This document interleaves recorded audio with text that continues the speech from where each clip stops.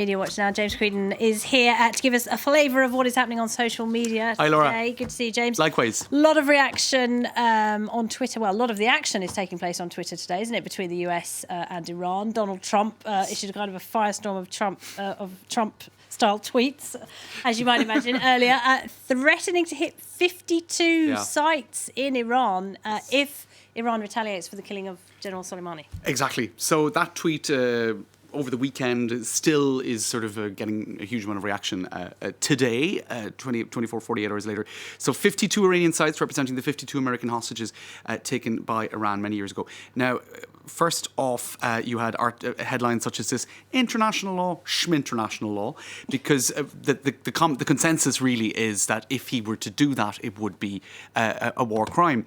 Now, you had, for example, the Iranian National Museum pointing out the conventions in question, the protection of cultural property and whatnot, UNESCO, two particular conventions which are signed by both the US and Iran. But then you had a slew of senior diplomats, past and present, in the US across the political spectrum saying, look, this is a war crime. Look at the actual letters of the law in this case.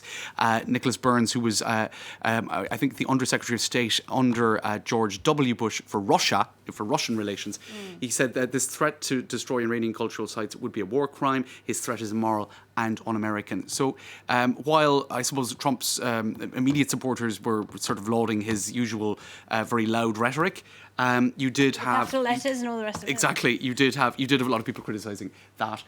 Colin Cole, for what it's worth, this is he was under the Obama administration, a senior diplomat.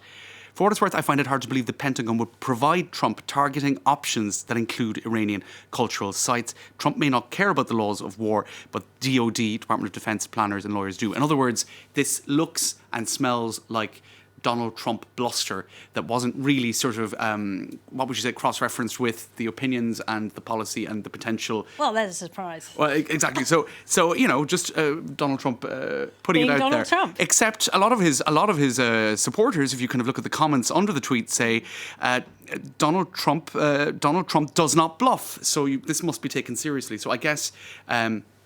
A whole lot of noise has been generated by this very loud threat. Very dramatic, yeah. Yes. And this has been an opportunity for UNESCO and organisations like that to showcase some of Iran's That's right. very beautiful cultural The sites. Director General here in Paris, she met with Iran's ambassador. She didn't sort of say much more than that, but she did again point to the law in question. But there's beyond that, you've had the cultural sites in question, which are UNESCO World Heritage sites. They're going up all over Twitter under this hashtag Iranian cultural sites, and some, such as this Mexican architect is pointing out their mathematical and engineering perfection. Just look at these shapes and shadows.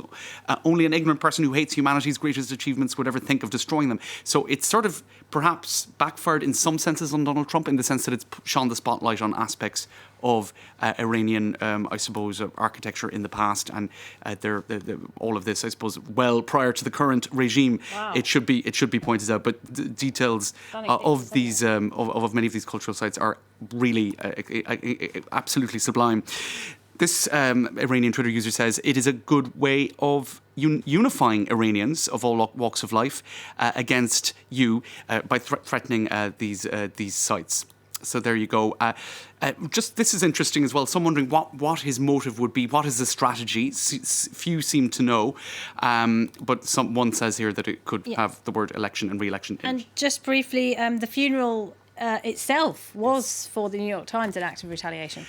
Exactly. They said that, you know, that the fact that it was such a massive funeral, it's absolutely impossible to deny that it was their first act of retaliation. The outpouring of grief was so enormous, and perhaps the funeral so organised. You could see as well the tears of the Supreme Leader Khamenei, who was by all accounts a close friend of Qasem Soleimani.